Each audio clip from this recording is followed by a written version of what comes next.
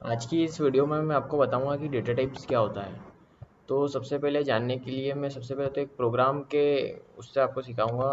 तो मैं right click करके ओपन विद कोड करता हूँ, अपने वीएस कोड के अंदर जाता हूँ। मैं इस वीएस कोड ये मेरा खुल गया है और एक फ़ाइल बना लेता हूँ। मैं फ़ाइल बनाऊंगा data types 02 underscore data types dot C नाम की एक फ़ाइल बनाई मैंने। फिर मेरा एक छोटा सा कोड स्निपेट मैं लूँगा। ये देख सकते हो जैसे कि मैंने अपना एक कोड स्निपेट ले लिया है। अब सबसे पहले मैं डेटा टाइप्स में आपको बताता हूँ। जैसे कि सबसे पहले मैं एक वेरिएबल लेता हूँ, वेरिएबल को डिक्लेयर करता हूँ 5 के साथ, यानी कि 5 एक वेरिएबल ए है, उसमें 5 असाइन हो जाएगा।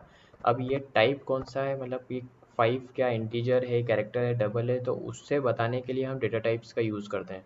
तो ये 5 मुझे पता दिख रहा है कि ये इंटीजर डेटा टाइप है, मतलब कि एक इंटीजर है, तो मैं लिखूँगा INT। तो देख सकते हो आप जैसे कि जो एरर आ रही थी वो भी चली जाएगी। तो इंटीजर डेटा टाइप। इसी तरह से कैरेक्टर डेटा टाइप होते हैं। तो कैर एक वेरिएबल डिक्लेयर करता हूँ बी नाम से, इसमें और जितने भी कैरेक्टर डेटा टाइप्स हैं वो सब, और या फिर जितने भी स्पेशल सिम्बॉल्स हैं वो सब आप सिंगल कोट में लिखेंगे। तो मैं अपर केस में ए लिखता हूँ। इसी तरह से एक फ्लोट डेटा टाइप होता है, सी नाम से एक वेरिएबल डिक्लेयर करता हूँ और 6.8 डिक्लेयर कर देता हूँ। कंट्रोल एस से सेव करूँगा अब मैं। अब ये जो जितने भी मैंने बताए ये सब प्रिमिटिव डेटा टाइप हैं। इंटीजर, कैरेक्टर, फ्लोट और एक वॉइड डेटा टाइप, ये अलग होता है। इसके अलावा क्लासिफिकेशन की बात की जाए तो प्रिमिटिव डेटा टाइप, प्रिमिटिव के अंदर मैंने आपको ये 3 बता दिए हैं। इसी तरह से डिराइव्ड डेटा टाइप्स होते हैं जिसके अंदर अरे, स्ट्रिंग, पॉइंटर, फंक्शन और एक यूज़र डिफाइंड डेटा टाइप्स भी होते हैं। उसके अंदर union, typedef, enum, structure होते हैं। और आपको एक चीज़ और अलग से मैं बताता हूँ, ये जितने भी प्रिमिटिव डेटा टाइप्स या डिराइव्ड है या यूज़र डिफाइंड डेटा टाइप्स है, ये by default signed data type होते हैं। साइंड मतलब कि ये पॉजिटिव और नेगेटिव वैल्यू दोनों इसमें असाइन कर सकते हैं। जैसे INT है, मैं इसके आगे लिखूंगा साइंड, तो ये बाय डिफ़ॉल्ट साइंड ही रहता है। अगर अपने को अनसाइंड चाहिए तो अनसाइंड मतलब कि ये एक्सेप्ट केवल पॉजिटिव वैल्यू ही करेगा। पॉजिटिव वैल्यू मतलब कि 5, 6, 1, 1 to 10, केवल यही। और अगर आपको नेगेटिव वैल्यूज़ भी चाहिए तो आपको साइन लिखना पड़ेगा, या बाय डिफ़ॉल्ट वो साइन ही रहता है। जैसे कि मैं यहाँ साइन लिख देता हूँ, या लिखने या नहीं लिखने से कोई फ़र्क नहीं पड़ेगा क्योंकि बाय डिफ़ॉल्ट साइन ही रहते हैं ये। अब इसी तरह से जैसे ही मैंने साइन INT या कैरेक्टर डेटा टाइप या फ्लोट डेटा टाइप जैसे ही असाइन करा है, ठीक असाइन करने के तुरंत बाद ही रैम में कुछ मेमोरी एलोकेट होगी, और वो मेमोरी कितने बाइट्स की होगी। अब जैसे इंटीजर है तो ये भी सब आपके सिस्टम पे डिपेंड करता है। अगर आपका 32 बिट आर्किटेक्चर है तो उसका मेमोरी एलोकेशन थोड़ा डिफरेंट होगा, और अगर 64 बिट है अगर आपका आर्किटेक्चर, तो उसका मेमोरी एलोकेशन अलग होगा। जैसे मेरे केस में 64 बिट है, तो इंटीजर में 4 बाइट्स मेमोरी एलोकेशन होगा, यानी कि रैम के अंदर 4 बाइट्स का मेमोरी एलोकेट हो जाएगा, और उस 4 बाइट्स के अंदर ये 5 वैल्यू स्टोर होगी। इसी तरह से ये कैरेक्टर में 1 बाइट, फ्लोट में 4 बाइट्स। अभी आपको कैसे पता पड़ेगा कि आपका सिस्टम 32 बिट है या 64 बिट है, या आपके सिस्टम में कितना मेमोरी एलोकेशन हो रहा है? तो उसके लिए भी एक साइज़ ऑफ ऑपरेटर होता है जिससे हम पता लगा सकते हैं कि आपके इंटीजर, कैरेक्टर, फ्लोट या अरे, ये सब कितना मेमोरी एलोकेट कर रहे हैं। तो उसके लिए मैं यहाँ पे लिखूँगा प्रिंटफ फंक्शन। प्रिंटफ फंक्शन लिखने के बाद मैं लिखूँगा परसेंटेज LU। LU का मतलब होता है अनसाइंड लॉन्ग। अब मैं यहाँ कॉमा लगाऊंगा, उसके बाद लिखूँगा साइज़ ऑफ ऑपरेटर।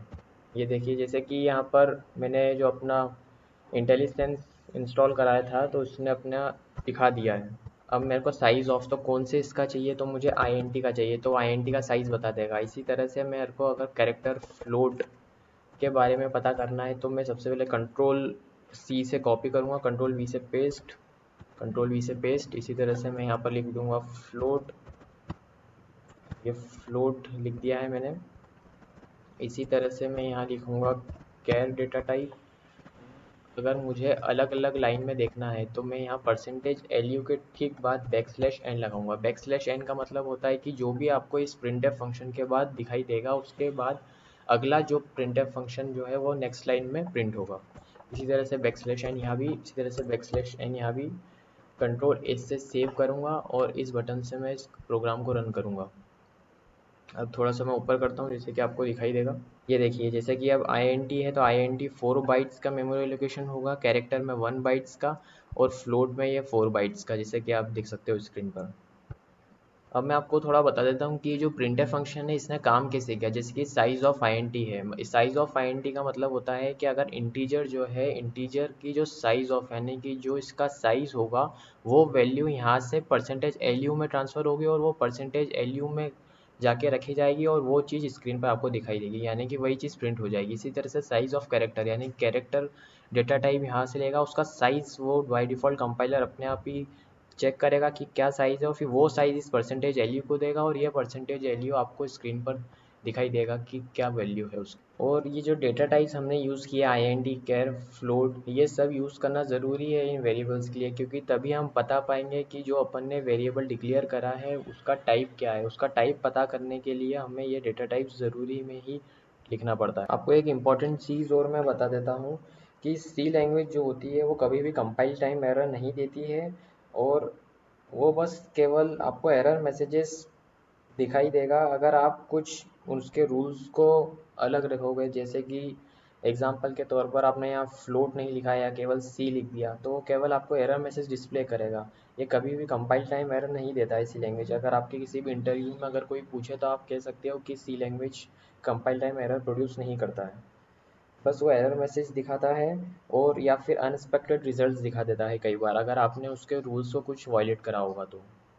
आखिरी आखिरी में मैं आपको एक फैक्ट की बात बताता हूँ कि अपने जो कंप्यूटर का जो कीबोर्ड होता है उसके अंदर 104 कीज़ होते हैं टोटल, और अगर अपन शिफ्ट दबा के वो वापस 104 कीज़ को प्रेस करेंगे तो अनदर 104 कीज़ हो जाएंगे, यानी कि कुल मिला के 208 कीज़ या सिम्बॉल्स हम कह सकते हैं कि ये हमारे सी लैंग्वेज में 208 कीज़ होते हैं।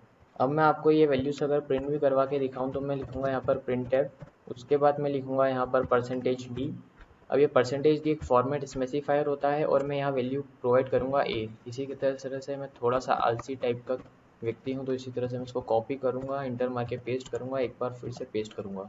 मैं यहाँ पर अब लिखूँगा सी और परसेंटेज एफ लिखूँगा, क्योंकि अगर मुझे फ्लोट वैल्यू प्रिंट करानी है तो उसके लिए फॉर्मेट स्पेसिफायर यूज़ करना होगा और फॉर्मेट स्पेसिफायर वो होगा एफ।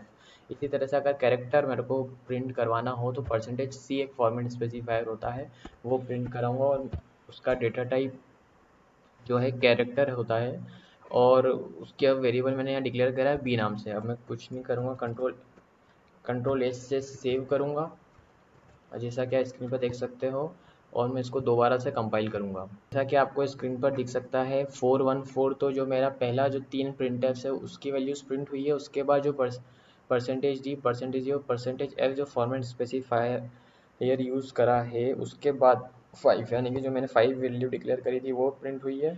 उसके बाद कैरेक्टर ए प्रिंट हुआ है और 6.80, ये 00 इसलिए आ रहा है क्योंकि अपन ने फ्लोट वैल्यू लिए और फ्लोट वैल्यू डेटा टाइप अपन ने डिक्लेयर करा है, तो इस कारण से यहाँ पर 000 आ रहा है। भी लगा सकते हैं, उसका मैं आपको आगे बताऊँगा। अब अभी इतना सोचने की आपको कोई ज़रूरत नहीं है।